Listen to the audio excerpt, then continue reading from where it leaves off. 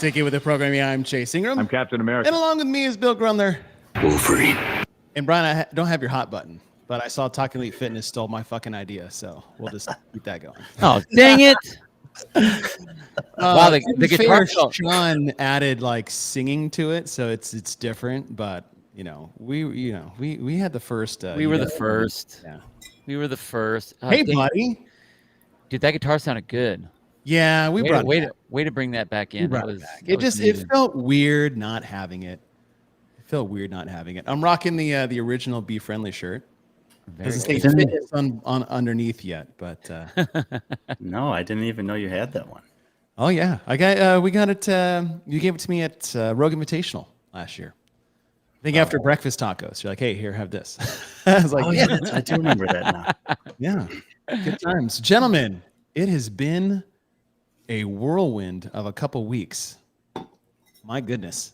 But we are here to analyze the programming, finally, of the 2023 CrossFit Games Semifinals. I've been talking with Bill to get this done. We try to go through the tests, events.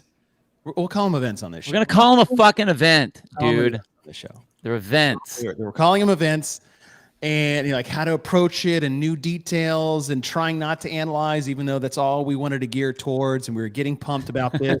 And then I was talking to Brian this morning and we were like, hey, I want to do a little, I was about to say menage a trois, but that's kind of weird. That is weird. But weird. What's like a menage a quad? What is that? Because it's us in the events. So it's 4. Well, but there's not 4 events though. Oh. You can just call it a gangbang. You just get over with. We're coming at them from every angle. Yeah, there you go. Perfect. Who is this? I don't care. We're having a good time. But we're going to go through the events. We're going to call them events here because that's what they are and that's what they have always been. And that's hopefully what they will be in the future. We'll go through the details, what we thought of the programming, the ins and outs there. And before we get into that, Brian, how were your travels on the way back? Because I don't know, I saw people's I know mine was interesting. How were yours? Couldn't be smoother, honestly. Really? Wow. I was one of the, I anytime I'm traveling, especially internationally, especially with layovers in foreign airports, I'm prepared for everything and anything, and I have no expectations. It was as smooth as it could be. Wow. That was not my experience. It was the morning I was supposed to leave, I get a message. It's like, hey, your connection from Zurich to Chicago, which is an 8.5-hour flight, is 4 hours delayed. And I was like, well, that's going to make me miss my flight from Chicago to Dallas.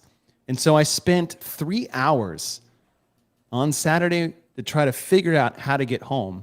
And then I couldn't get basically booked until Sunday at like 11 o'clock. And then it went like totally changed the flight. Like it went Berlin to Washington and then Washington to Dallas. Fortunately, it was only 2 flights versus the 3 it took to get out there. But it pushed back my arrival time at home about a day, of which I had to do some fancy maneuvering to appease my poor wife who has been stuck with my kids. But, it all got done, and it was a little bit of hectic. The only problem was we arrived in Washington, and the customs line to get back to the connecting gates was so long and back. It was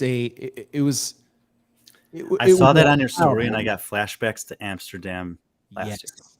Yes. Now, fortunately, it didn't take as long as Amsterdam did. It took about as long as Amsterdam did with me also cutting 80% of the line in Amsterdam, which I had to do. But the problem was it was outside of the customs lines. It was in the hallway where people walk downstairs or take the escalators down to kind of a lobby area where the bathrooms are. It was a mob C backed up to that, thousands of people.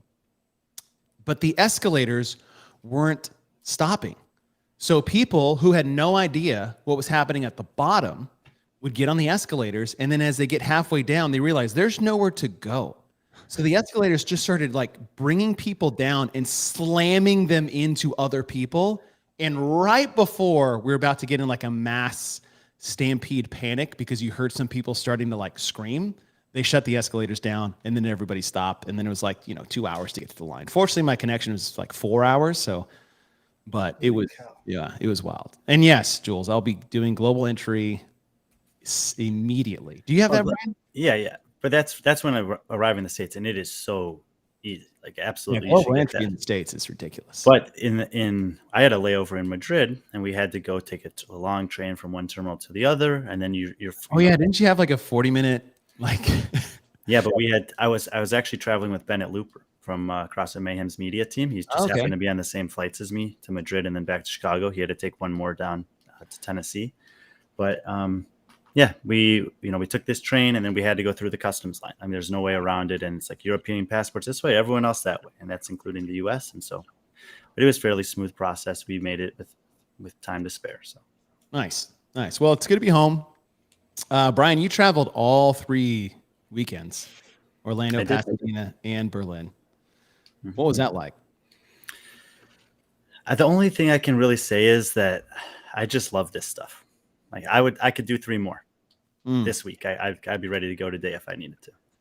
I feel like we're all in that boat. Like I hope my wife doesn't listen to this. I have to print. I'm like, oh no, I have to go to Berlin last minute.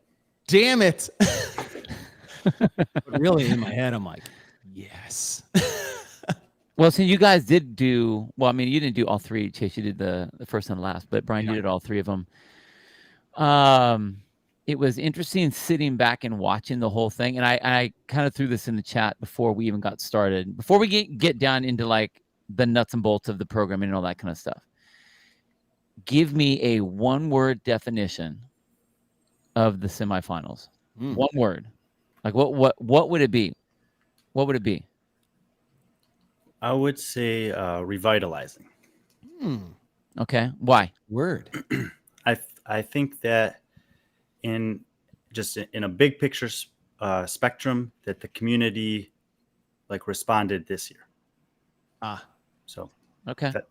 That's really tough to compare it down to 1 word. Oh, 100%. No, totally. But that's because what I was looking for was like it's going to be, we can nitpick all kinds of things that's gone down the last 3 weekends. But I think if, getting an overarching feeling, it was at least kind of important because we've been waiting for something like this. We've been waiting for it for a while. Chase, what about yours? What's yours? Revitalizing is a good one because it did feel like we got some of those regional vibes back. Okay. I would say, instead of taking Brian's word, Hiller, I would say encouraging. Let's say revitalizing is encouraging. And part of the same aspect is like, regardless of, and we're going to talk about things that, look, if I say a positive word, it's like I'm saying majority there. But I mean, everything was not perfect. It wasn't all sunshine and rainbows. There was a lot of pulling teeth. There was a lot of things that could have gone better.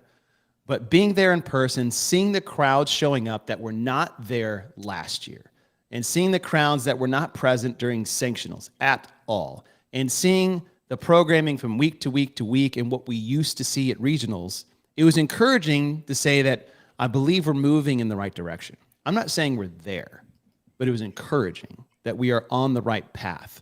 there's still a lot, I think, that can, a lot in little aspects.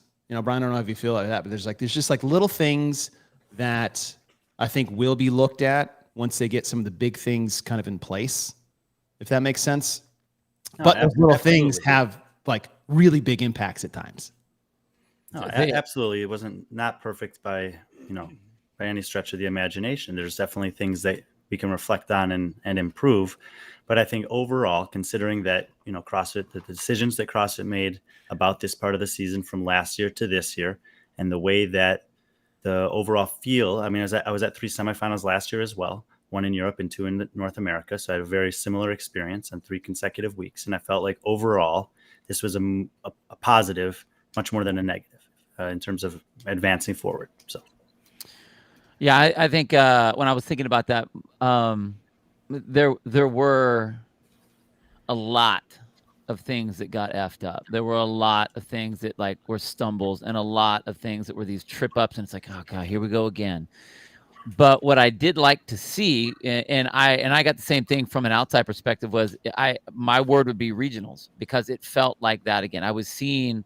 Did it feel like that from the broadcast? Yeah, and I think and I will tell you this, and this is something that I think CrossFit really has to understand, is that what started that was you and Adrian on your podcast stream that started that. Oh, really? Yeah, because it was raw.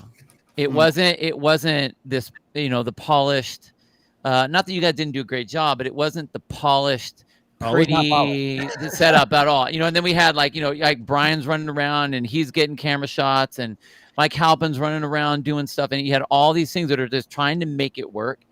And I got very old school CrossFit vibes with that. And then when you're looking off into the crowd, you can see these, everyone's, family and team, and you see these massive peoples with the big heads and all that kind of stuff. So you can see that, which we did not see the last couple of years at all. And so it was really, really good to see that and get that vibe. I mean, I did a lot of the Sevon podcast stuff during the second week with him. So I watched all the regionals all the semis, and then was involved in all of that. We talked a lot, and I had so much fun that weekend, because I knew I was going to be involved with the podcast. And so I'm on the thread a lot, and there's a lot of talking back and forth, and it was really, really fun with just all the stuff that was happening. So it was fun to have that kind of old school flair about it, for sure. Well, that's awesome that you could see that from there. I love this question.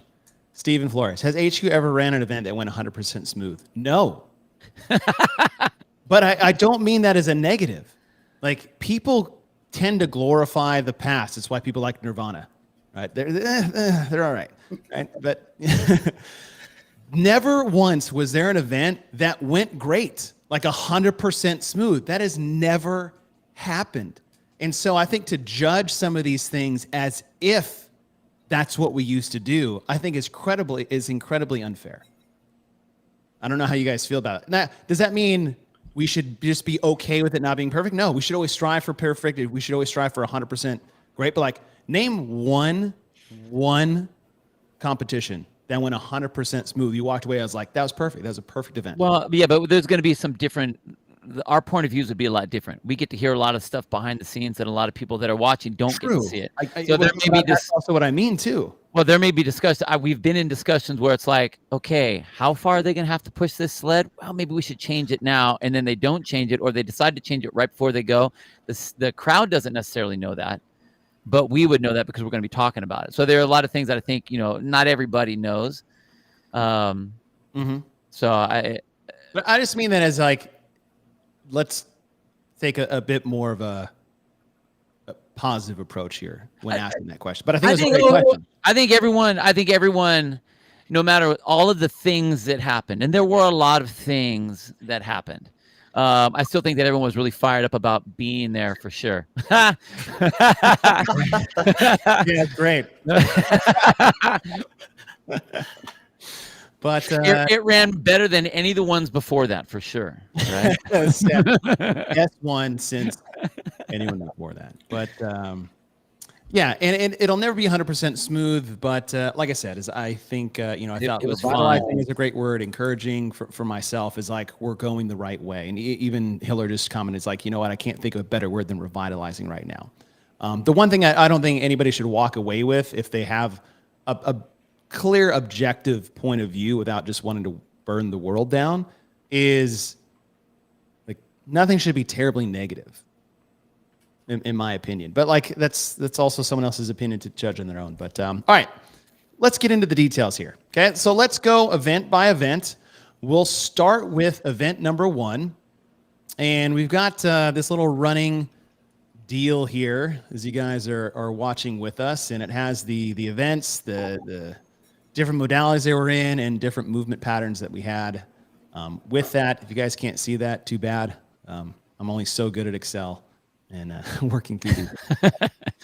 First one, 3,000 meter echo bike, 84-foot sled pull, 2,000 meter air runner, 84-foot sled pull, 1,000 meter ski, 92-foot sled pull, just because the last part was longer at the end. 180 pounds on the sled, 225 pounds for the men, 180 for the women. When you look at this event from the get-go, like I really, really like this event. Like if I just look at it on paper and I looked at how challenging it was for different athletes, the fact that the sled was the event. Right? Everyone had a baseline of fitness on the machines, for the majority about the same, but it's how people navigated the sled. And I think the question coming in was, is this sled going to matter, or is it going to be a machine race? And I think the sled mattered so much that it completely changed the type of event this was going to be, even more so than I thought. I don't want to put words in Boz's mouth or head, but maybe more than he thought it was going to be, especially after the first weekend. I don't know how you guys felt. Can I just pause for a second? Go. On this screen here, Chase, where it says testing elements. Yes. Is that the description for a different test? Yeah, it is on the first one. Okay. I was just making sure that I'm like, what's going on? Yeah. I didn't finish that one. Okay. Let's get rid of that. Sorry, Bill. Go ahead. Yeah, I love the event. I think on paper it did a lot of really cool things. I don't think people were expecting to have the sled be as much of a problem as it was. The downside I have on this is when you have, and this is going to come up a lot, and I don't know how we want to analyze if we're going to analyze just on paper what the analyzing is or how it's put to use. But I like the sled being in there. I don't like the fact that the issues with the sled became an issue. Mm-hmm. I love the fact that the sled is in there. If they wanted to, because it made, in the second I saw the sled, I saw a picture of the sled, I was like, oh shit, here we go. I knew that it was going to be an issue. And I didn't even realize how much of an issue it was until you started talking to some of the different athletes. And they're like, first pull, the thing flipped underneath. And then I tried to adjust it. And then it pulled again. Then I just figured I had to do it. So I don't like that happened. I like on paper what it says. I really like what it says. But that... So that's a fair question. And I think one thing because I don't want to focus in this part so much on the little things that were outside the programming until like the end. So for example, it's like, no, I hear you. You know what I mean? Because like we can do that with bags, we can do that with runners. Apparently, we can do that with. But programming wise, we'll go there, and at the end we can wrap up as like, hey, here are issues that we have found. Totally. That's why I said I really like the event. Of it. I do really like the event. Me too. Brian, what about you? I mean, I think that just to summarize what Bill said, on paper, excellent. In application, it fell short. Yeah. What's that? I mean, God, I'm so bummed about that. Anyway.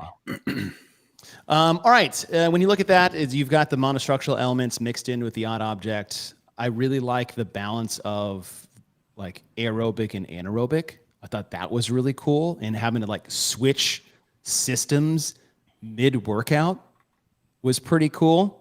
Just because that sled for most semifinals was a big part of that. So let's go to event number 2. I know I wrote test on here, but 3 rounds, 3 minutes on. Yeah, it is an old sheet. You were trying to. 1 minute off. 5 ring complexes, which is a toe to ring, muscle up, and ring dip, 20 pistols, 5 on each leg, and then max burpee box jump overs in the time remaining. The men wore a 20-pound ruck, women wore a 10-pound ruck. Men jumped on a 30-inch box, and women jumped on a 24-inch box. When I look at this by itself, I think the big thing that jumped off the page to me was the ruck. Right? Is the ruck in here to be a hindrance? Is the ruck in here to like make it a better overall test? Right? I can say it's a better overall test, not better overall event, because what are we testing? And in my head, when I'm looking, especially when I span 3 events, right? We've got this like monostructural element and then this odd object thrown in there. We have gymnastics element with an odd object thrown in there, which is the ruck. And then we have the weightlifting event and an odd object thrown in there with dumbbell bench versus that.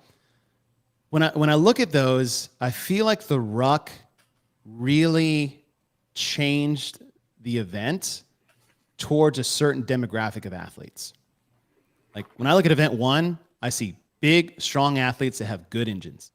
That's it. Those are the most. And I think Brian didn't Halpin do a review of like the top 10, and this was at least North America East. The top 10 versus the bottom 10 in that event. There's like a difference of 20 to 30 pounds of body weight. Mm-hmm. And so I see the same thing with the ruck, limiting those that didn't get theirs in event 1. And at the same time, I don't like the discrepancy between, and this could be because they're keeping 5 complexes, but a 20-pound ruck and a 10-pound ruck are not the same test for these individuals. Like 50% of the weight is not it. Like it makes it drastically easier for the women, but they're also doing 5 of the gymnastics complexes, or however you want to call them, as a thing.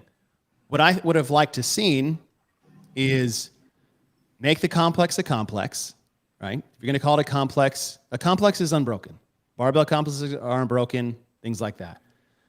The pistols themselves, saying those are unbroken, that was not an element of the test itself. Those were, I don't really know what you would call that. And if I wanted to see a body weight race, I really personally, I think the ruck was unnecessary. That's how I feel about this one. Go, Brian. And the last piece is that the scoring for this was unnecessarily weird. Ooh, yes, that's a great one. Good call. It's I don't think it's a good feel or look for anyone if you're just scrolling through the different regions that took this, that did this test or event, and you see a bunch of zeros on the board. Mm-hmm. And in some cases, there are a lot of zeros on the board. And we understand there is a tiebreaker that's built into it, but you didn't need to have that. You could have just done it exactly as it was written, which is for total reps. And you count the complex as a rep because it is one. You got the single leg squat as a rep because it is one, and the burpee box jump overs. And guess what? At the end of the day, the person who did the most burpee box jump overs is still winning. Mm-hmm. And then you don't have to have weird, uninformed nuances to a tiebreak system. It's just like if you didn't get any and neither did the person next to you, then who got the furthest otherwise? Right. And I think that all of the things that you listed, plus that, really ended up being a distraction from what could have been a fun and valid test. Yeah. And that's a great point about the scoring.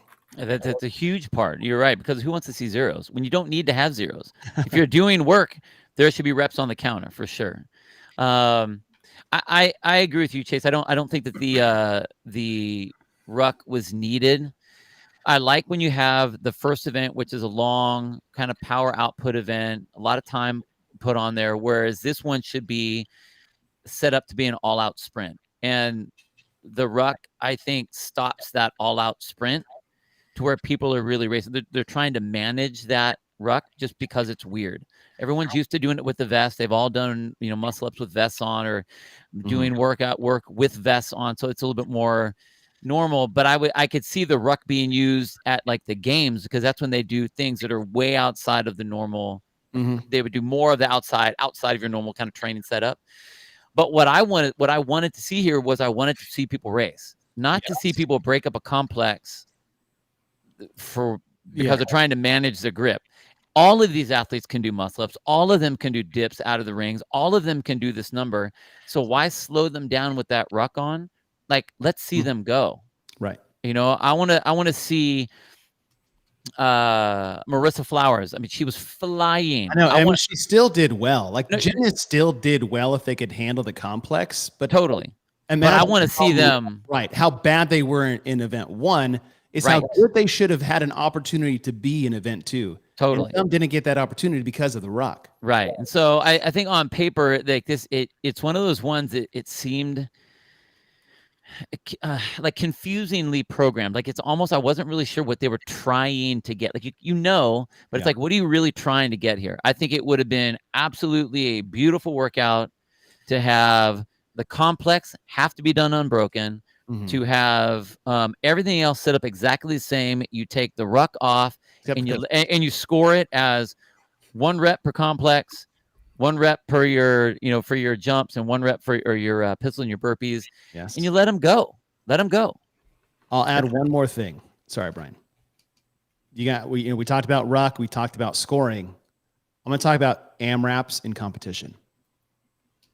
AMRAPs in competition like this, there's a reason why we've done very few of them ever. I think maybe 1 time at the games, and I think might be the first time at semifinals or even regionals.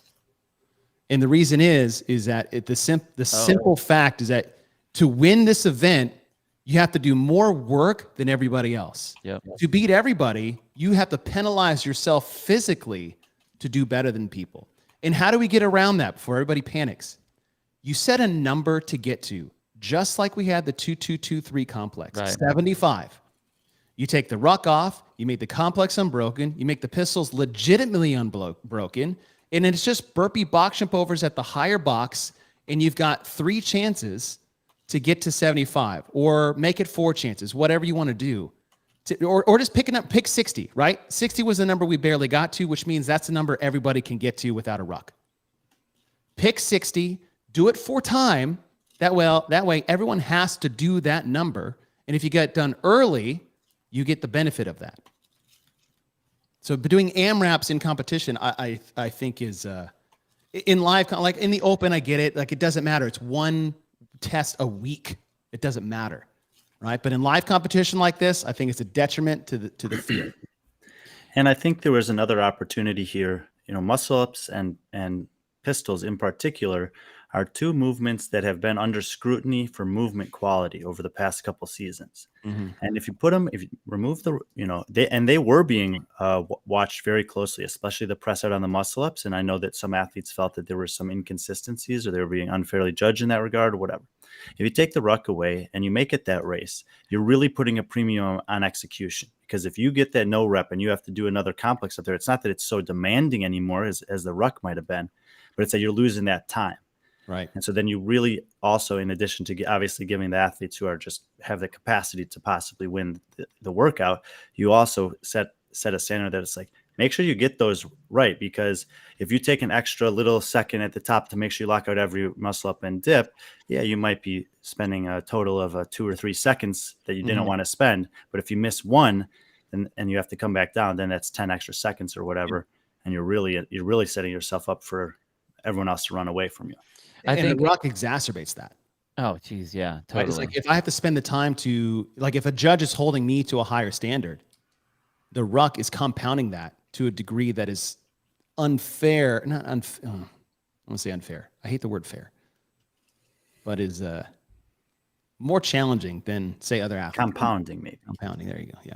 So I do say that I'm glad that they put. I mean, in all reality, I would rather see ring muscle ups in a live competition and pistols in a live competition rather than online competition, because at least you have someone's eyes there. And this is not to say that all the judges judge perfectly. I mean, a human judge is going to have human errors, and that's always going to be an issue. But at least it's live, and you have someone else that's not within your camp is calling out your reps. And I mean, a ring muscle up, we have issues with those regularly. A ring dip, I was like, oh man, here we go. I mean, we used to have to put the strap across the rings just to make sure that your shoulder blades hit the rings to make sure that you locked your arms out. Remember? So between that and the pistol, like I thought that was going to be a tough one to judge. I do like what the event was. I think it made for some fun races to watch. So entertainment wise, it looked pretty good. But I think it would have been a lot more fun to watch everybody go, like really put the pedal down and do work there. I think that would have been good. And I think, Chase, even what you're saying, I hear what you're saying on that. And I think if it would have been a longer event, and someone I think actually put it in the comments, like when they did Cindy, you do something like that. Where you have 20 minutes where someone's going to do a lot more work than someone else. I mean, if you did more work here, you did 10 more burpees than somebody. So I think what saved them a little bit on that was that the time frame really wasn't that long. But I hear what you're saying on that. I kind of agree. Yeah. All right. So almost, but not quite. Linda, semifinal Linda. You've got your, God damn it, I forgot to change the weights there too. Whatever, I was in a hurry. Deadlift, bench, and squat cleans, 10 down to 1. Oh, before we get into this, real quick, someone messaged me about this because, Bill, we've had this happen before. There's like people trying to sell an argument about Elizabeth.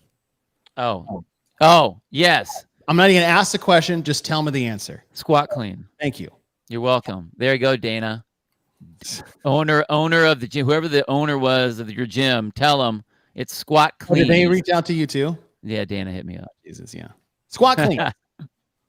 Squat cleans. The best part is like they brought up what I guess it was programmed on .com or CAP or something like this. And they're like, well, here it says either done with squat cleans or power cleans. And I was like, look at the top under the section name. It says scaling for this. All right, back to it. Speaking of squat cleans. And we're back. Okay. Linda, it's one of Boz's favorite workouts of all time. He loves the 10 to 1 time frame. This is actually his first workout he ever did before like getting into CrossFit. So I'm not really surprised to see this out here. The dumbbells, that was the whole workout. Like how could you handle the dumbbells? Like everybody out there is pulling deads, no problem. Squat cleans are done in singles. Like nobody separated themselves because they could handle the barbell better. It's who could move the dumbbells better. That was it. And it was no more evident than who was winning these events. And a lot of these winners were coming out of like heat 1 and 2. Some of your best were doing the best, but it was a bench press event. That was it. And some work capacity, but just some. Yeah, it was your ability to have high work capacity and bench press. The other movements, that was it. That just made you tired. Yeah. I like this event. That being said, yeah, I like this. In the scheme of which the 1, 2, and 3 that we got through, fine. Yeah. I think the cool little twist of throwing the dumbbells in there, I think that was cool. I don't know if that was trying to do the twist and have just a little change in the a little wrinkle in the normal Linda, or was it that they didn't want to have to deal with issues that they had when they were doing the bench press the first time they had to come out at the regionals that 1 year? With making sure it got locked out, or what would you do if you fail, or how where they're gonna put the straps and all that other kind of stuff. Right. So I thought it was I like the event. I think it's a fun race. Again, I think that you have to know what you're trying. What are you really racing here? Like when they were making some of the people, I saw the thing where it was like, penalize the standards on what is the squat clean. Mm-hmm. If I can pull the bar to my shoulders and I squat it up, like that's like the old Travis Williams snatch. Oh yeah. Like no one called him that those were wrong, So it's like, why are all of a sudden I saw a lot of indiscrepancies with that, and like at that point, who cares? I mean, okay, yeah, that brought up in the chat is like that happened maybe 1 or 2 times. No, I know, but again, it's like if you're just saying like make them deadlift, make them do their dumbbells, make them do their squat cleans, cool. I thought it was great. I love this event. I thought it was awesome. I like this one. I like people dumbbells for the squat cleans also. Ooh, Stu dumbbell Linda. Chase, do you think it would have made any effect, positive or negative, bumping the deadlift weight up a little bit, 20 pounds or so? It seemed like an almost just irrelevant part of the workout. The deadlift for the majority of people, and right, like most of these statements we're making are based off a majority. There's exceptions to everything that we're talking about. But yes, making the deadlifts like 315 and 225 could have had a greater effect on the test. Making the cleans 155 and 105, I think would have been very interesting to add to it because it was so dumbbell heavy. Right. Right. Like we said, it's all the other, not saying like blasting through 295 deadlifts is nothing, but for these athletes, like all the deadlift did was just get people tired. It didn't slam the brakes on them. All the cleans did was just make sure that they could stay on the bar. No one was failing a squat clean. No one was too tired to pick it up. It was a matter of like them wanting to or not the inability to do that. It was all in the dumbbells. And I'm not saying that's good or bad. I'm just saying that's what it is. I still like this test or this event. Fuck. What do you think when they got the original for the regional version of it, the first one, they looked at everyone's weight. Yes. And they took an average. Right. It would be really interesting to know what the average of the weights were this year for everyone. Like, what is that? Is it the same number? Do we just go with like, oh, it's the regional style, so we're just going to put these numbers in, or do we actually get the true average of everybody, which would have been interesting. Mm-hmm. Well, the weights are just whatever they choose to report on their games profile anyway. There's no accuracy there. You know, at the games, we should just like do a whole like combine weighing and measuring and like pull up athlete stats and finally just plug them in for ourselves because these guys just don't write shit on them. Yep. Weigh them, get their height, get their wingspan. Like that'd be cool. Yeah, and then like you had their athlete profile, just like they're in this like 3D model and it shows like age, weight, and like statistics. That'd be freaking awesome. There's another, element of programming that I think, not everyone always talks about. And obviously there are logistics of time and space as well, but is how digestible is the workout? How enjoyable is it to watch? And, the last time we saw Linda in competition, they were running heats of 10 and the barbell for the squat cleans could move forward every round. Right. And in this, with 20 athletes and only progressing it after the rounds of 7 and 4, it's very, they did have the flip cards, but it still felt like it was just very difficult to actually like grasp how far ahead certain athletes were from others and who was necessarily in the lead. I mean, even with 3 or 4 of us watching on site, there were times that we were not aware of the person who was in 3rd place or 2nd place or whatever. Right. Yeah, that was a CrossFit fan would enjoy it. If I was not a CrossFit person and I was to watch it, I wouldn't know what was going on. Yeah, it was hard. I wouldn't have any idea. Well, I'll tell you, it was like near impossible doing like our podcast coverage of it. We just had to wait till somebody moved into the next section. We're like, all right, we're back on track. Because I don't know if it was like 10, 9, 8, or 7, and then they'd move forward, and then I'd have to guess. I'd have to watch people's numbers, and honestly, I didn't even know where the flip cards were. Well, that's I was trying to help you guys out, but even if I'm looking down the line, like there's 20 cards to look at, and by the time I look and see someone flip over here, there might have been 3 people that flipped over here, and I don't know which one flipped first. Yeah, and the problem was it's 20 people per heat. It was a shortened field because they're going the width of it. Like, it was just different. That being said, overall, on paper, really like the event. Like the workout. I like the 1, 2, 3 that we have set up.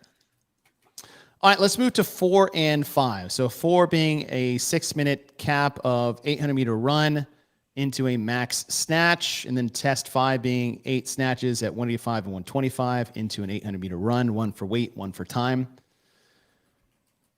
We'll go to event 4 first. That played out way better than I thought it was going to. In my head, I thought it would just be kind of a mess. I didn't think anybody would really hit good weight. But after it unfolded, what those athletes were able to do in a matter of 2.5 to 2 minutes was absolutely incredible. Absolutely incredible. So that portion of it, I thought was I really liked event 4.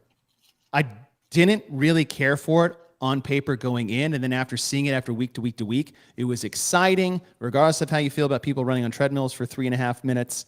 But the last 30 seconds of every heat at every semifinal was insane. Like, I really did like event 4. Go ahead, Brian.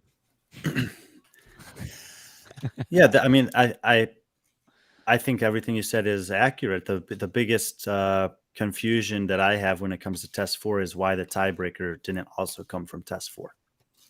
Because when you choose to set up the floor, you decided that the minimum plates available would be 2.5. Mm. And when you're asking people to do this kind of lifting in a short environment, whatever, you know that there are going to be ties. And so at least they had the foresight to say that there should be some tiebreaker. Right.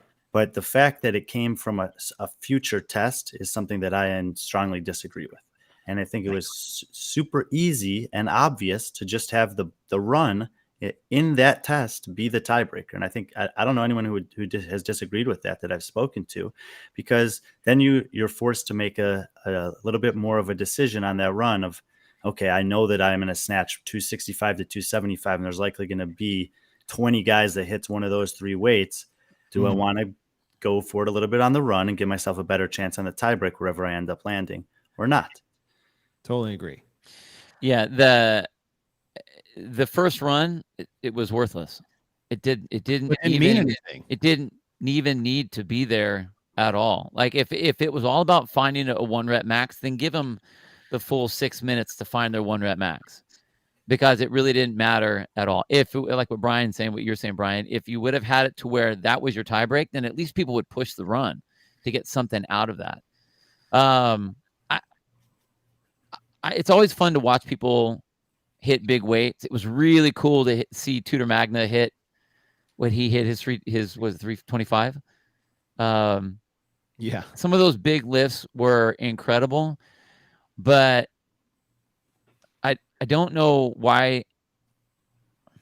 I don't know why we have to have a 1 rep max at every stage of the qualifying up to the games. It seems like we kind of overplayed that, and I would have really seen something different. And we talked a little bit about this, Chase, where it was not so much how much can you lift, but how many reps of something could you get. So now do the flip of 5 instead of doing the, okay, how fast can you get these and then do the run for your time? You have to do this distance, and then how many of this rep can you get? 225, or what? Even pick the 185. Pick the 185 and say, okay, or pick a number. Whatever. Well, yeah. Well, I didn't want to do the exact opposite of the other one. I know, but when I talk about my your AMRAP stuff, disdain for the AMRAP, I have to be consistent. So I do have to change my thought process there. But I'm with you. Well, either that or just take it out then. Well, I mean, that's what we'll do, because we're going to go. I think we're on Thursday. We're going to basically reprogram the semifinals, and that's going to be part of the things that we brought into. I would say overall, what I enjoyed the event. Having something heavy in there again, I think, is another chip in the concept that we're having of this is favoring a certain type of athlete. 100%. We didn't need to have that in there. We didn't need to have a 1 rep max in there. Right. What was I going to say? So me personally, I didn't like the first event. I didn't like 4. It's always fun to see people lift, but I don't, program wise and what it fit in. It was worthless, I think. And that's the thing, is like I enjoyed watching it. I think when you look at on paper and how it fits with the whole programming, even if they're combined, it's like, okay, who are we like gearing this test towards, right? And when Boz looks at putting them together, like this is a format that he likes. He's done it twice so far. He did it at the games with shuttle sprints and shoulder overhead. Can you run fast? Can you lift heavy? Right? That's old. Like this is like Flowmaster programming. Okay, did we though? Did we? Right, and then you look at we did on that one. That's right, and then you look at the open, and you have the shuttle runs and burpee pull-ups, and then the thruster. And we're looking at conceptually what we do with our CrossFit training methodology. Like that's where you see this test arrive for the 3rd time with this type of format. Oh, I was going to say something. Shoot. Make the run count then if you want them to run and lift heavy. Oh, here's one. Brian's 100%. The run needed to count as a tiebreaker. Yep. I am surprised we didn't have a time check on the run. Like you have to run faster than a 3:15. Shoot, use the same numbers we took from Jackie Pro. That's a good idea. That'd be fun. 3:15 and 3:45, I think. You have to run faster than this, and it is your tiebreaker. Now the run matters twice. My follow-up question to you guys is scoring, kind of like Brian talked about in event 2. Should this been worth 100 points each in a 7-event test being the overall thing, or should this been 50? Because at the games it was 100, but we had 13 or 14 events, double the opportunities for people to shine. And one was a collection of run times, not just a one-off, and a collection of reps at a certain weight. So it was 100 and 100, but it double the events in the overall test. Here, 7 total events, 200 points, just back to back like that. Do you guys think this should have been 50 and 50, or are you okay with the 100 and 100? I actually, after seeing it play out for 3 weeks and looking at just kind of the general component of fitness that was tested with each 100-point check mark that each event is individually, I think it was okay. One of the kind of cool things that I was able to do over the 3 weeks was look at different patterns that emerged. And so as an example, I was tracking how many athletes were able to finish in the top 10 for both 4 and 5 at each of the semifinals. And then I wanted to see how well that correlated to those athletes qualifying for the games. And I did that with a few of the other individual tests as well. And I think that in the buildup, there was a lot of conversation about if they're both worth 100 points, that you're double weighting snatching and running. Right. But if you look at what ended up happening, 90% of the time, the best snatchers got the points in test 4 and the best runners got the points in test 5. And there's 10% of an outlier for a few kind of random things. But overall, if you were looking to have a lifting test and a running test, and your thought was that they balance each other out, then I don't necessarily see the problem with the hundreds. Okay. Bill? I think between the two tests, you're basically getting test 4 if you would have made test 4 count. You have your running segment in 5. You have your lifting segment in 4. If you want to do, if you're trying to see, can you lift heavy when you run fast, then put them together. Make them lift heavy and then make them run fast, and then put them together as a one, either as one event or as weighted 50-50. And I know, Mike, the math is all weird. Like, I get it. I mean, it's a good point. No, which his or mine? Halpin's question or comment is, how do you split 50 points across 60 people? Right, and that's an issue. I mean, and I know that, but I think I'm waiting for Tyler to jump in and say something about Z-score. I can Z-score the hell out of that. What are you talking about? I don't know. I just think that those two events, I think they were both foul tips, honestly. I don't think that they added a whole lot to what we're doing. We saw the big lifters lift big, and we saw the good runners run. And it was like, okay, cool. Totally. And we're not trying to find specialists right now, so that should have been blended together better. And we didn't need to have a runner again when we already had the runner in the beginning. I think this is a games test that made its way into semifinals. And I go back to, if we had more events, fine. With only 7, 2 of the 7 being geared towards specialists specifically, and the first run not having any impact on the specialists so they can lift their weight or any tiebreakers. All right, let's shift gears to 5. And for me, this one was, it was exciting, right? A foot race. Everybody's excited about that. Everybody's going touch to go. Like, I remember in JR and Taylor's overview of this on their, what is it? Shut Up and Scribble. What is that? What it's called, Brian? It is. Shut up and scribble. And I commented, I was like, if you want to win this, you have to do touch and go. And that became a topic of conversation, which I thought was curious. And then you watch everybody do it, and you're like, yep. There is no other option than to go touch and go. And then it was a runner. And then watching this over 3 weeks, heat after heat after heat, I was like, either the weight was too light or it didn't need to be there at all. You could screw this one up. There were definitely people that ran the first 400 too fast and paid for it on the back 400.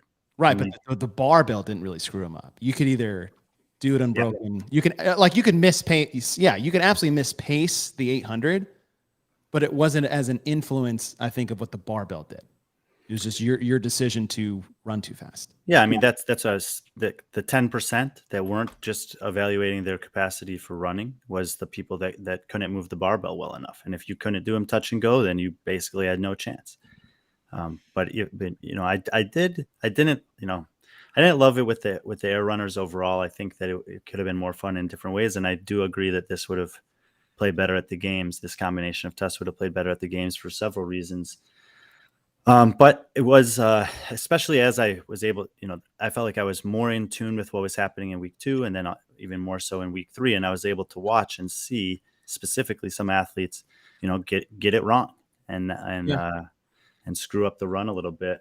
And so I kind of, I guess as in an isolated thing, I kind of like that element of risk reward that was clearly, a choice athletes had to make it. And some people did it well and some people did not. I think it was the runner made it really hard to race because you had no idea. Other than if you got on the runner first, you had no idea who you were chasing or how fast to go. So now you were only in competition with yourself. And I think that changes how people attack their competition. Isn't this funny? Is like for the first time all year, I actually would have rather had shuttle runs. I would have rather had motherfucking shuttle runs, which is stupid to say.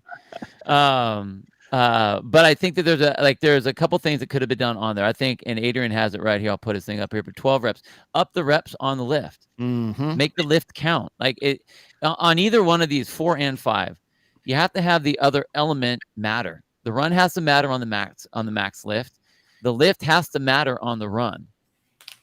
And like you said, the vast majority was able to get this touch and go. Who was really interesting on this one, I thought, was Bethany Shadburn, because we were curious about what she was going to do with her back. And you could tell that she was she wasn't grip and ripping, but she didn't do as bad as I thought she was going to do on that comparatively to just getting through that lift and then getting on the runner and going. And I thought that was really interesting. Mm-hmm. So both of those tests, I think you could have taken one piece out and I think you would have had the same setup. Yeah. You could have taken the first one out on 4, you would have had the same lifters. You could have taken the lift out on the first part on event 5, you basically would have had the same runner. So why have that? And if you want to run in a lift, put them together. Yeah. That's what I say. Foul tip is a good all right, let's move to event number 6. It is the chipper. That foul tip comment wasn't a reference to our original gangbang analogy, was it? No, that's just the tip, Brian. That's just the tip. Sorry. Take a whole rotate every 2 minutes. All right. 20 overhead squats at 185 and 125, 500-meter row, 3 handstand walk pirouettes, 2 seated legless rope climbs, 20 wall-facing handstand push-ups, 2 seated legless rope climbs, 3 pirouettes, 500-meter row, 20 overhead squats. I really love this chipper, except for the 500-meter row. Yes. And that is all. Like watching the 500-meter row, watching what the athletes did on the 500-meter row, listening to people talk about the 500-meter row, it was all did the overhead squats unbroken, went slow on the row. Like Noah Olson said he was holding like a 210 to 240 on the first row. And by the way, had one of the 5 best times in the world. Exactly, right? The row had nothing to do with the race. Nothing. This is a high skill chipper. Overhead squats at that volume, at that body weight for 20, like 185, 125 is getting close to some people's body weights, and they're doing 20. Well, not 20 in a row because they could break it at 10, which I didn't like. No, they couldn't. No. They had to. Yeah, they had to. I didn't like that part either. I didn't like that. When I saw that on the floor, I was like, oh, that sucks. Do you understand that why he chose to do that?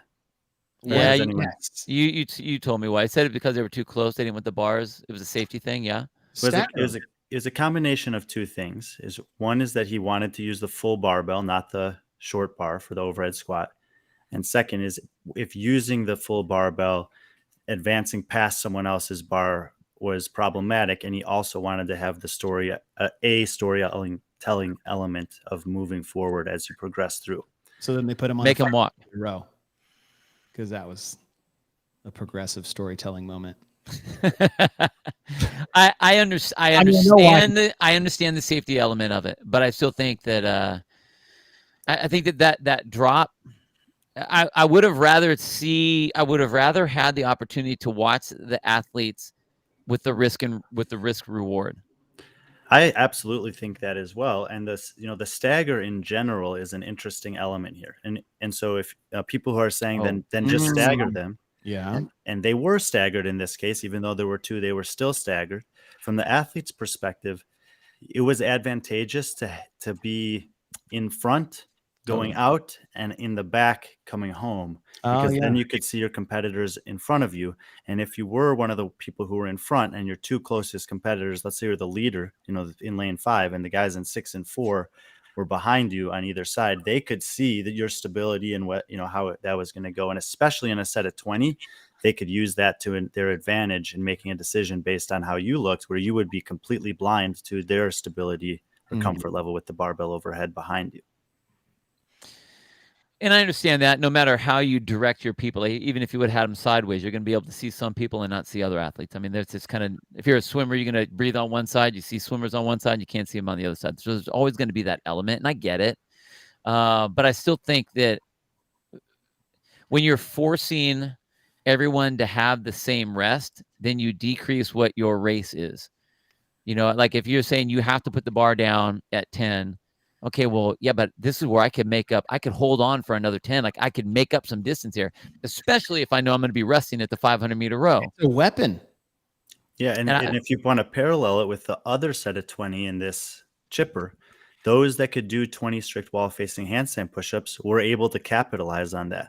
Yeah. Those that could do 20 unbroken overhead squats at the end had less of an opportunity to do that. Now, they still could take a shorter break, 10 to 10, and squat snatch and get right into that second set, but it was certainly taken away to some degree. I agree. That's a great point. And what if they made them do 10 handstand push-ups, stop, and then do another 10? It's like now you're giving everyone. You mean like they used to with wall balls? You do 50 here and then 50 and then you have to turn around. Yeah. and if you could do that, yes. And that is an element that changes the programming. Yep. When you infuse breaks in there. And outside of that, the handstand walk pirouettes, I think it was actually great. Like that was a cool wrinkle. I thought it was a neat gymnastics test. Nobody should be surprised that was in there. They had those at the games, and here they come here in a handstand walk. Cool. Wall facing handstand push-ups. Great. We did them in quarterfinals, and then they're back here. Fine. Everyone got vetted through that. The legless rope climbs only being 2 from the seated position in the standards which they had. I thought that was a really cool standard to bring those back that we didn't get in the alpaca. I really like that. The 2 issues here is the break that they forced in the overhead squats, regardless of the reason. There could have been better reasons for that, or to not have it. Just don't, like, if you say storytelling, which is not you, Brian. I know Boz said that. But then you put them on a row where nobody gave a shit for 2.5 minutes. Like, what's the story there? There is no story. So we're missing consistency here. Shocker. All right. I'll throw in one thing that they should have switched it to. Take the rower out and put crossovers in. That's it. Now you have your callback from the games, which everybody has been practicing, and if not, they should be exposed, just like the pirouettes, just like the wall-facing handstand push-ups, and just like the legless. It's the same shit. And now you put in an element that is a high-skilled element that has a massive impact, just like every other movement in this chipper. But you have a 500-meter row in here that everybody used as a break. And I thought it was a huge miss on what could have been a really, really exciting chipper. And I know we said break here or whatever, and someone could crush it with string them together. If you want to tell a story, then make them move up every 25. Fine. There's your storytelling. There's your movement. And no one's that good where like they're knocking out 50 in a row. And maybe they are, but like at this point in time, like that break isn't taking away from the test. And you still get a monostructural test. It becomes a super high skill chipper.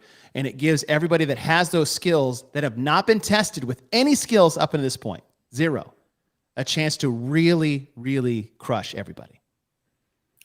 Do you think that the legless rope climbs and wall facing handstand push-ups were enough volume? I didn't have this question until Laura Horvath and Gabby McGowan didn't have problems, respectively, with the two things that they are historically bad at. What you know? I know that even as it is, it stops some athletes pretty good in their tracks. Mm-hmm. But you know, would 3:30 and 3 have been a better test? I like 3:30 and 3 for sure. What was the number for the alpaca? How many rope climbs? 2 per round, I think. How many? 2 per round? Yeah. Is it 6 or 8 total? I think we had 4 different sections. Okay. I think it's a great question. I will say that I think that those 3 elements, or those 2 elements. How many? If you did 3, 30, and 3, that would have drastically changed a lot of things. Massively changed. I think not maybe like 1. Well, depending on who did it. Like those are good examples. You know what? I think okay. I on paper I like what it is. You take out the 500-meter row. You could put your crossovers in there if you wanted to. You could just take that out and not have any of that. You could have gone 20 overhead squats right into the pirouettes and go. Now that would be cool. Actually, right? that would have been great if you just took totally. Just take it out. Because I loved how everyone slowed down.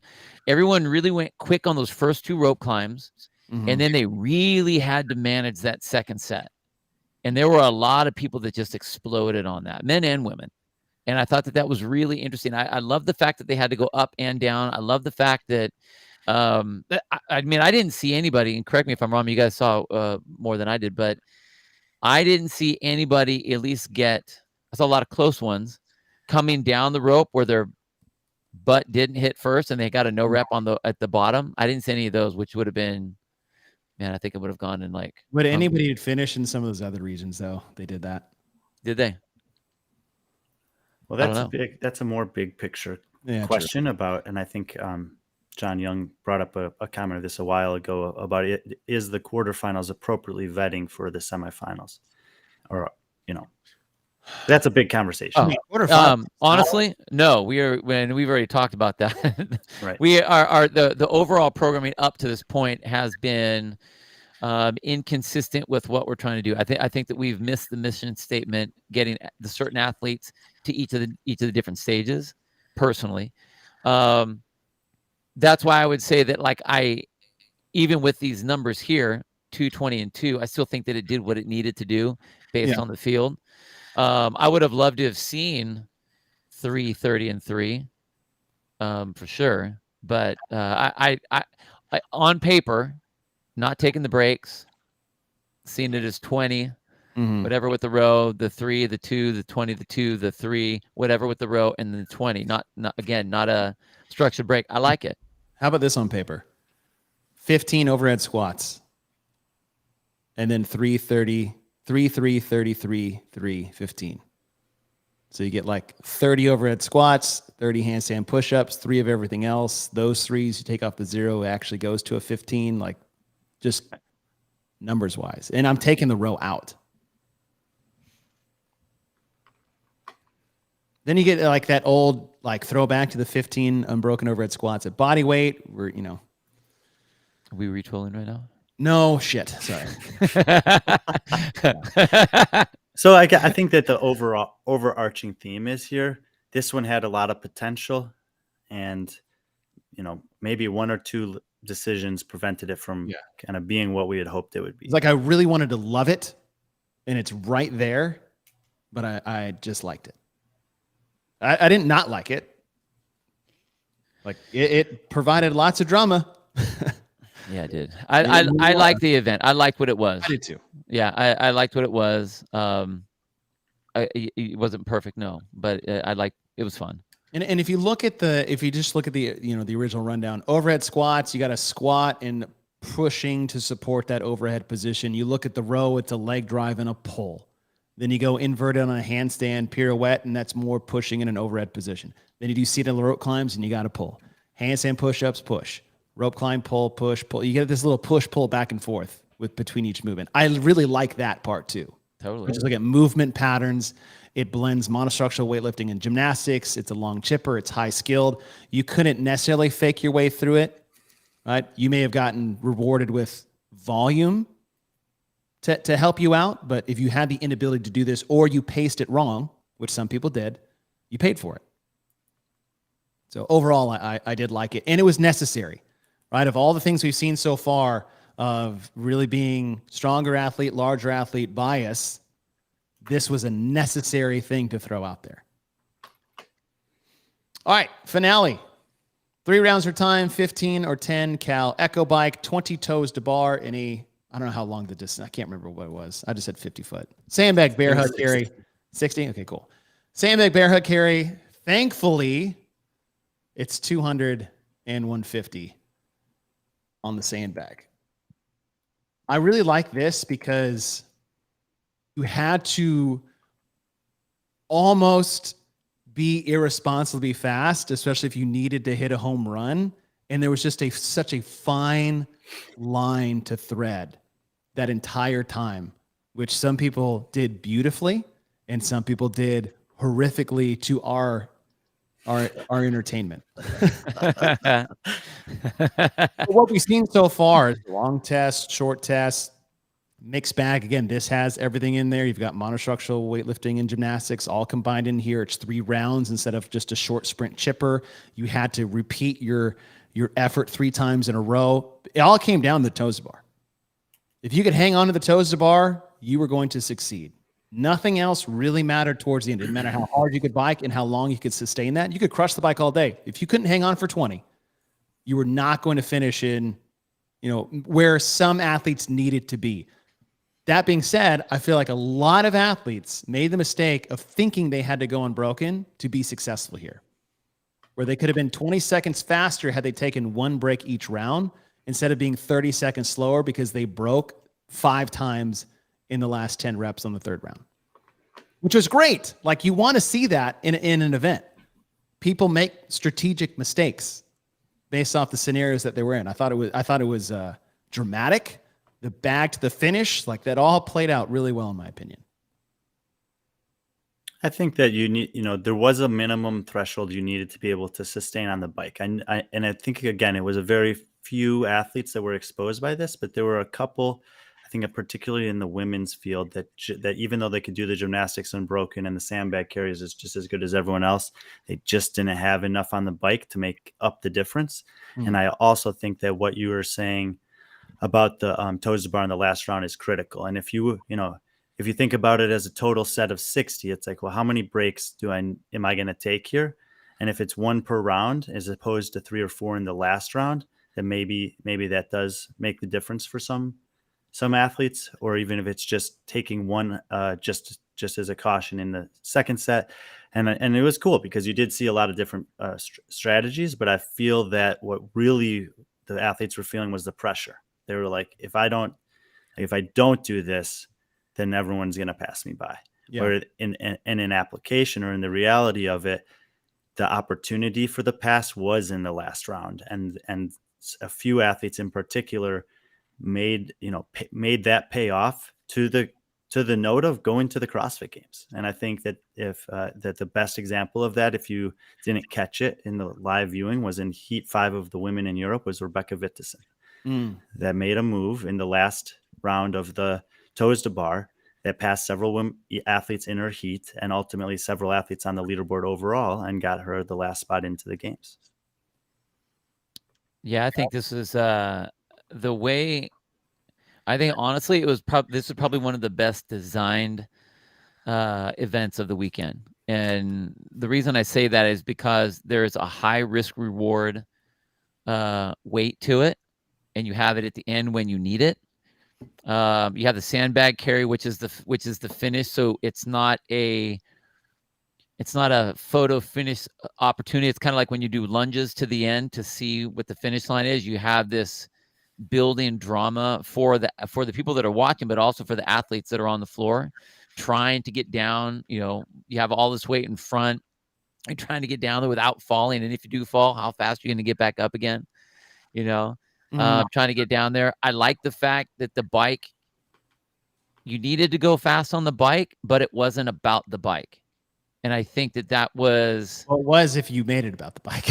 well, yeah. But that's what I mean. It didn't have to be like, man, I saw someone, who was the guy in the European region? I think he came off, I don't know, 15 seconds or something like that. Oh yeah.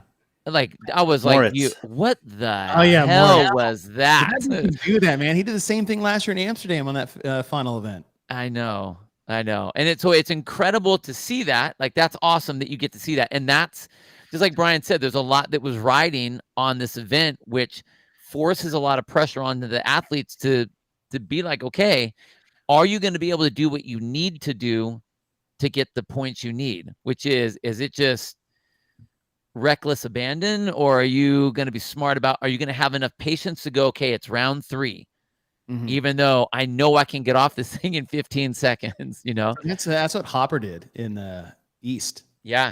It's like he took the first 2 rounds strong, but he saved something for the 3rd round. And I was talking to Matt, and he's like, as soon as he got on the bike for the last one, he was like, freaking send it now. Yeah.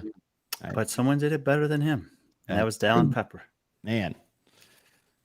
Big boys with big engines. I know. After watching all 3 weeks of semifinals, I mean, obviously you couldn't know after week 1, but it's like, go back and watch those guys do that test. That was ridiculous. Mm-hmm. Yeah. And honestly, James Sprague did as well in his heat, but it wasn't the tune of the same time as Dallin. The cool thing about this test was with all of these different variables and elements of it, I think at least in the 3 big semifinals, that the final percentage was like basically 2/3 of the athletes that placed top 10 on this test also qualified for the CrossFit Games. Interesting. So it's pretty strong correlate where if you were able to execute this one well, it usually translated to something pretty good. Which for the is weekend wild overall. when you think of like a 3:45 to 4:30 length event. Usually those longer, like some people would probably be like, oh, test 6 probably was, because it had a little bit of everything. I mean, this did too, but it was so fast.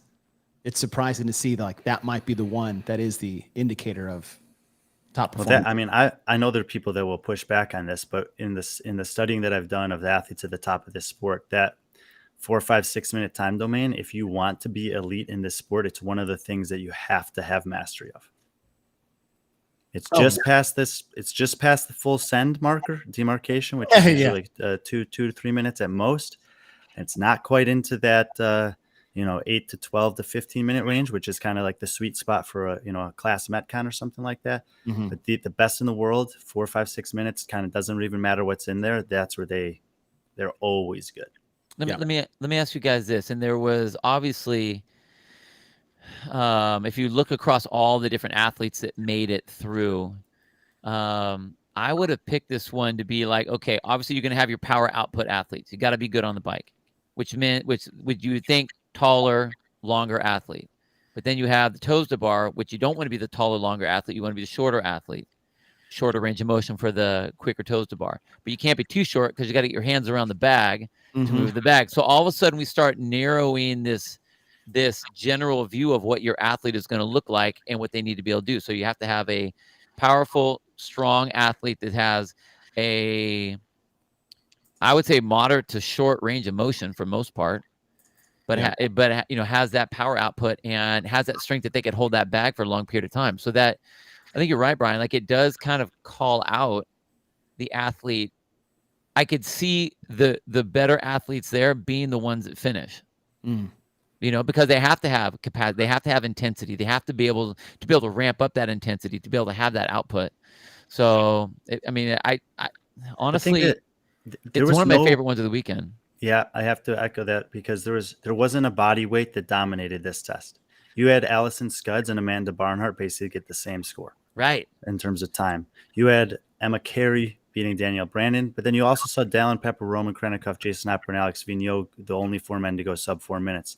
So you could excel it as a big guy. You could excel it as a slightly smaller athlete. I think Shelby Neal was the top 5 in her region, which is, and she was within a second of Amanda Barnhart. So it's like, there were fitness prevailed on this one. You had to be kind of good enough at all components of it and not screw it up by going out too hard. Yep. All right. So that's the event rundown, the little details, but we're going event by event as we look at things, but now we got to look at the whole big picture. All right. So I want you guys to start bringing in some things that happened within the programming that took place on the field that had impacts on the events themselves, right? So as our overview of things. And the first one, I think it was, this was an unfortunate conversation piece all 3 weeks, was the sled. Right? The sled in test 1 that had an impact on how people not only did these events semifinal to semifinal, but, Brian, you and I talked about it, seeing it in person. It changed the way people did things heat to heat. Yeah, I think later he's getting a bit more of the shaft than the first ones. The same carpet sled was used, from what I could tell, was used for 6 straight heats in a row in the same lane. And the quality of that sled deteriorates as it's getting dragged across this surface heat after heat after heat, lap after lap after lap. And so it didn't have the same integrity for the women in heat 3 as the women in heat 1, or the men in heat 6 as the men in heat 4. If you're just looking at, the order in which they did. I think it was the men first on that one. But and so, the sled itself was changing heat to heat. And there wasn't necessarily predictability from what I could tell about whether your sled was going to get beat up or not. And as the weeks went on, I think people started to realize that in addition to my ability to move the sled and my capacity, to have a certain output on the machines over the duration of the totality of the 25 minutes or so, that they realized that my execution of something that has nothing to do with fitness, but just of moving the sled in a way that wasn't going to be at a severe detriment to me, became a critical element of that test. Secondarily, the test in and of itself was testing for something different in different parts of the world. In particular, in Europe and Oceania, it was so much easier to move the sled than it was in North America East and North America West, that you were, by default, testing the capacity or the pace that you're able to hold on the machines to a higher degree than was being tested in North America. And, Amanda Barnhart said it. She said, I realized that I could move that sled well. And therefore, I was able to back off my running paces because I knew I could capitalize on the back end against the field that I was competing against because of my strength on the sled. And that same strategy would not have allowed her to have the same success in Europe or Oceania if that's where she just happened to be competing. And I think that, as a programmer, when you're thinking about the semifinals as a whole, and this is what we're going to do when we're evaluating the programming as a whole, is we're going to say, okay, what were a variety of different things tested here to make sure that we're getting a well-rounded person to the games. And you're looking at this as the long test for the weekend. And when you have the long test for the weekend, what are the check marks you want to hit? And those check marks were different based on the floor surface. Right. And based on the time that you went, because the consistency of the sled was changed. I mean, you can't just put 500 pounds on a sled and drag it and it's made of a fabric and expect it to maintain its integrity. Well, so God, what was his name? But he ripped his sled apart. I saw that. Yeah, we had video of that. Anthony Davis. Yeah. Yeah, and I mean, and some people, they were like, "Well, look at Yellow Hoste." I'm like, "Okay, well, Yellow Hoste is an outlier. The guy was, he was going to be fine no matter what." But we're talking about at the margins. We're talking about people's chances in the CrossFit. I mean, if you just happen to be a lighter athlete in North America, this was massively punishing compared to other parts of the world. That's a good point. Good point. We have not, as a sport, done very well with the sled. The sled, man, the damn sled. We trip on that thing every motherfucking time. I got one for every you, time. You know, I said it like you would have enjoyed watching shuttle runs instead of air Right. runners. This would have been the perfect time if you were going to use a sled to use the torque tank. Shit. It really would have been though. And then you would have been hand over hand only. It would have been consistent across the board, barring malfunctions and things like that. But it's funny that I'm saying, oh man, in this semifinals, I actually really would have rather watched shuttle runs and a torque tank. Well, and once again, when they first put this workout out, I think people were expecting full length of the competition floor pulls that similarly to the overhead squat Oh, will yeah, that's favor right. the athlete that Yeah. can have that consistent pulling motion and has the muscular endurance in the forearms and grip to do that. And with the forced turnarounds, we lost that element of it. And I understand, like I said, with the Linda going parallel on the floor, that like time is a real thing. And how long do you want to have volunteers and spectators and whatever watch a 30-minute workout? But, making those changes sacrifices certain elements of the test. Yeah, that would have drastically changed everything. Adrian, I want to be able to, yeah, I want to do that event. Like that's the only one I want to do. It's also the only one I actually probably could do at all. Dude, I messed with that sled when it was going on the first weekend. I was in the gym because I was coaching, and I was dragging my sled trying to figure out how to pull it, which way should you pull it, what way shouldn't they make you pull it, like what are the standards going to be on and everything. And I put all kinds of weight on I was my rogue dog sled. Right. Well, okay, we know that thing's solid. We know that once you get it moving, like you're good. And then when I saw what the picture was of that, the second I knew they had to turn that thing around, I'm like, this is gonna be a shit show. I know it's gonna be bad. I had my fingers crossed, but there was no way. And what sucks is that now it kills it. It goes from paper looking cool on paper to now all we talk about is all the foul ups of what it was. That's the thing. Like I hated that we were talking about the sled for 3 weeks, but rightly so. Yeah. When we could have been talking about the athletes' performances in the event. Right. Right. That was an unfortunate thing. Another topic I want to talk about is machines.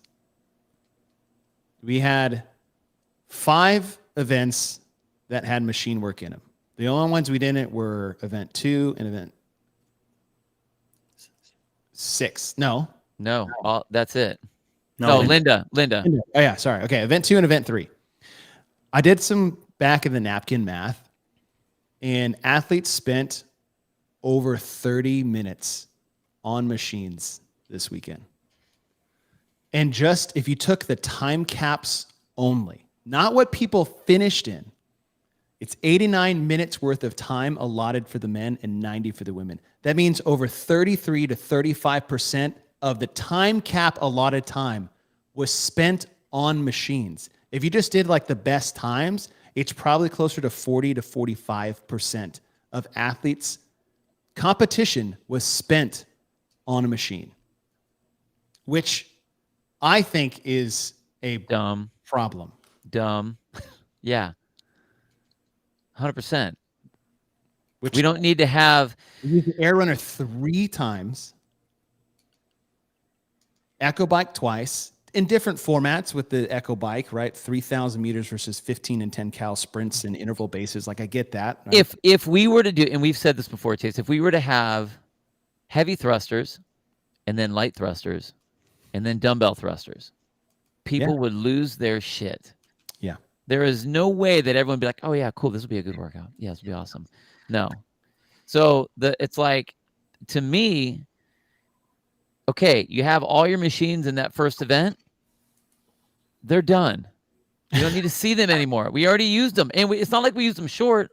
We used them for long. Like we used them. Check the box on that. So now go to some other things. There are other things that we can do. And I think, again, I feel like it was, okay, you over there come up with test 1 and you do test 2 and you do test 3 and everyone comes up with their own idea, brings it together, and it's like, great, guys, that sounds good. Instead of there having some sort of a layout flow. And I'm not saying that he didn't do that. I think that's what it feels like. Because if that was the case, why the hell did we run twice on an air runner? There was no need to do that. None. Like zero. Especially when one of those runs of the 3 events, we ran on 3 events. Take that back. Yeah. And on one of those, we didn't need to even run at all. At all. It was a waste. So I don't know. Yeah, like the best snatcher still won. So what did the run really do? Nothing. Yeah. Too much or too little, Brian? What do you think? I mean, too much. Patrick's right. Like if you have a sponsor that's sponsoring the event and there's a significant amount of money in play, and you want to use their machine, that's fine. You don't need to use it 3 times. Flip side. If you want to use a ruck because GoRuck's sponsoring the competition, that's fine.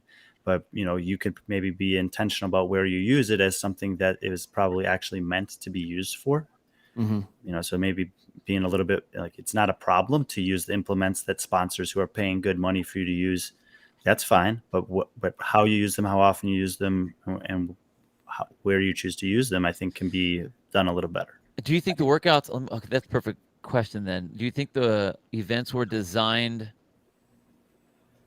and had the sponsored implements put on top of that, or were they designed around the sponsored? It's just a question. It's purely a question. Like if you look at the other events that we had here, where would you put the ruck? I mean, you could, yeah, that it is a great question. It's like, well, what would a ruck traditionally be used for, right? And so, I think the first answer to that would be, body weight gymnastics and running. And it's like, okay, so what other tests could you like realistically use it in if the tests were already written and then you needed to apply a ruck to it? Yeah. So yeah, I don't know which one came first. Yeah, it's purely just a question. No, I mean it's a good question. I think the air runner got their 10 minutes of fame during event 1. So yeah. It's been a long time. All right. So any other elements that you guys want to talk big picture before we get into your overall evaluation? Just general observation is, we had some controversy surrounding the air runners in 2018 with 333. And now we have some controversy surrounding the air runners, in at least one of the tests this year. And I think, I don't know this for sure, but I feel like with the Concept 2 machines that there is an opportunity with the drag factor testing to do some kind of a test on each of the machines, and that there's an allowable error range. Yes. And I'm not sure that exists with the air runners that Assault makes or not. But if there's not, then I think we have to seriously ask the question of if it's responsible to include any kind of a piece of equipment that has the potential for variance to impact the competition and doesn't have some opportunity to test for that before we put them out there for athletes to use. Totally agree with that. We shouldn't be using any. Okay, and this goes for all pieces of equipment that you're going to be programming for. Like you can write this great program, but if you are picking equipment that ends up fouling up that program, i.e. a sled, i.e. mechanical machine equipment that might break down for whatever reason, screen goes out, the drag is different, something, it doesn't start at the right time, whatever. Any objects like that, like your barbells, what they weigh. But these other things, if there's a chance that something can go down, you either need to make sure that they are checked and rechecked or just don't include them. Well, and that was going to be my closing point to what you guys were talking about, just to machines before we give our thumb tape review. But we said 5 of the 7 events were reliant on machines. I think that puts more things in flux when you have such a main focus, those being such a big focal piece. And to the point that you just made, Bill, is like, we know what med balls weigh. We know what dumbbells weigh. We know what barbells weigh. We know how fast a distance can be run back and forth, burpees, push-ups, pull-ups, right? There wasn't a whole lot of gymnastics here. It was all funneled really into one event only, which was event 6. And we had toes to bar and ring work, but that wasn't really, And that, I think that is the risk you take when having, like we said, over 30 to 40% of your competition reliant on machines. And I don't know I just don't think, I think that's a risk. I think they need your spreadsheet. Dude, seriously. I think you borrowed it from them. They need to dust off the old level 1 book again or something. But I think that is a big deal. It's when you're going to program you're going to program an event. You should know exactly the things that you're using. And I mean, we have talked about this so many times. Like when you use something, it's crossed off the list. You don't just redo it again. You don't just put it in another event. It's like, well, it's this way, that way. I get it, but like, you don't see that in the open. You don't see that in the quarterfinals. Why are we doing that here? And why are we running the risk, especially on something that, like, if it goes out, like, what's the backup plan? Yeah. If a machine, like, if I have to run around a circle, I know exactly where I need to run. If the batteries are bad or there is a surge or whatever, and that thing goes out, now what is the backup plan to deal with that? And that's a nightmare when you have to deal with that. This burpees instead of the runner, thrust instead of the rower. Yeah, but we already and that's part of the problem when you like burpee box jump overs. Like you take 2 and now it's 1. Right. Right. Wall ball, dumbbell snatch, kettlebell snatch. Well, we talk, and I've talked about this in a few different platforms before, and I think you guys have brought it up also, is that at the elite level of this sport, certain movements like the wall ball, the dumbbell snatch, they can and burpee box jump overs that would be like traditionally classified as either weightlifting or gymnastics movements. No, these are in essence monostructural movements for this level of athlete, and I think that they can be applied in that way, and I think that in many cases they should be. Yeah, I mean, essence, they're gymnastics movements, but like how they manifest themselves with these athletes, yes, that's a better language. Yes. Like, I mean, if you just went to the playbook, like, they're gymnastics movements, but like, burpees become very cardiovascular. Like the jump rope should have and could have made an appearance here. We would be okay with that. We could have done wall balls, and those 3, though. One is monostructural, one is gymnastics, and one is weightlifting by definition, right? In its essence, that you said, how they manifest themselves with athletes are aerobic tests that we could have put in these events in lieu of some of these machines. You're 100% right. All right.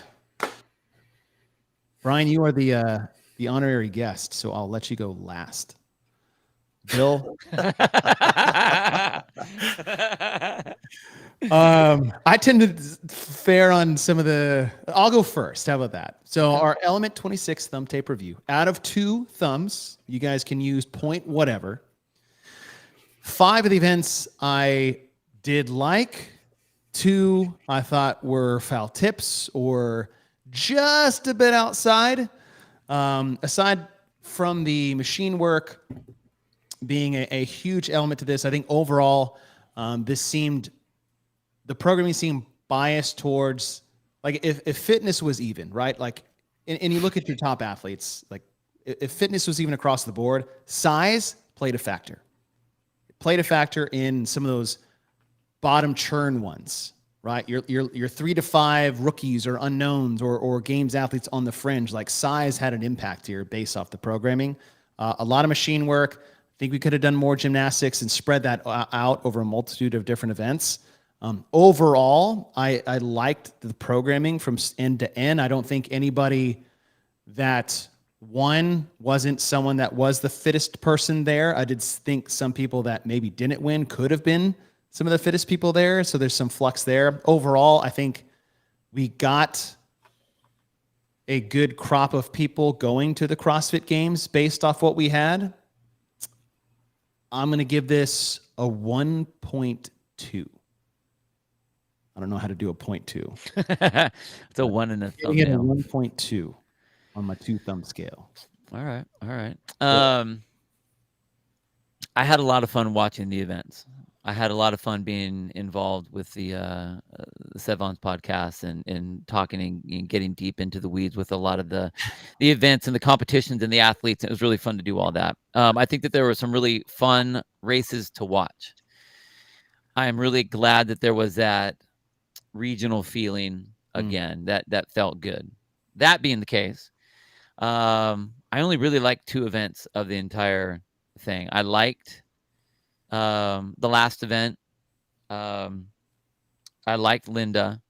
I liked the first event as well, but the the wrinkle of the sled messed it up for me. I don't like the fact that equipment is going to determine whether someone does well in an event or not. I think that it should be a vetted thing to where fitness is tested, not a foul up on a sled or something breaking down or an equipment failure. I don't like that. So I have a hard time with that. That I didn't like 4. I didn't like 5. 6 I thought was cool, but again, I think that it was like a first base hit. So I had a really hard time watching a lot of the different events. Like when I look at it on paper, I don't like that something can look so good on paper, and then you watch it in real time, and it like just gets all kicked in the nuts. That bothers me. You have your OCD chase with like the 3s and the 20s and the whatever, and that one bothers me. It's like, it looks so pretty, and then you go to present, and it doesn't work out that way. So I just feel it was so discombobulated and not tried and true, and not really examined to find out if the test was doing what it was supposed to be doing. That being the case, I'll give it a 1 thumb for the regional feel. All right. There Mr. you go. Friend.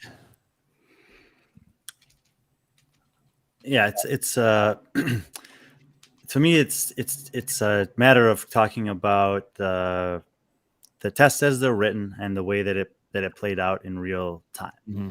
And I do think that it's worth noting I would imagine it's pretty difficult to find an appropriate group of athletes to test the semifinal tests, because most of them are taking the test and therefore can't be a part of the testing for the test. That's a good point. Whereas at the CrossFit Games, you can pretty easily look at, just the last 5 men and women that missed in North America, and you can say, those would be some good people to give a call and test some of these workouts. They're just below the threshold in a different set of tests or different set of circumstances. They might be there themselves. I don't know who he has test these things, but I do think that in certain cases it was just a miss in terms of not necessarily appropriating for either the equipment or the athletes taking the test. On paper, I really liked a lot of these. In application, he's somewhat saved by the fact that the athletes are amazing. And as he says, the athletes make the test and the athletes make the show, and they certainly did. When I try to strip down and evaluate the programming, I'm not really too worried about the bottom 2/3 of the athletes. I'm looking at the top third of the athletes, because those are the ones that we're ultimately looking at and narrowing in at to try to find that's where we need the difference to be. Mm-hmm. And when I look there and I look at what each of the tests was, I try to find the critical element that's being tested.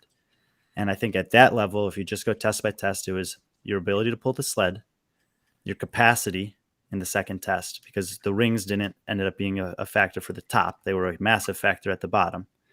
The dumbbell pressing was pretty much the separator there. Plain and simple, if you could snatch heavy or not. Plain and simple, could you run fast or not? 6 is like, I think that at the top level, even, it was like hybrid between the rope, the legless rope climbs and the handstand push-ups. You can make your money or not on either one of those potentially. And the last test was a great test.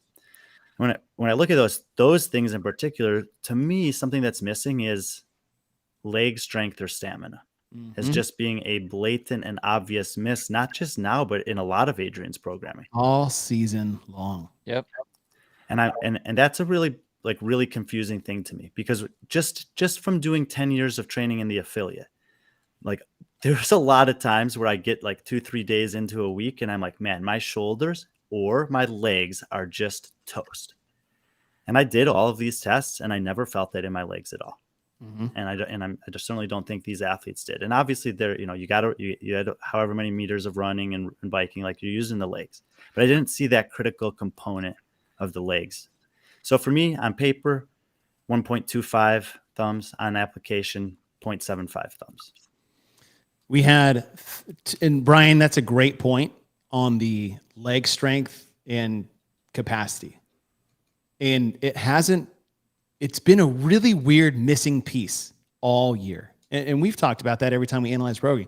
In the open, what was it? Like how many we did like 5 thrusters, maybe, in the open for the heavy thruster. And then what was it in no one was really squatting the snatches that who you're filtering through.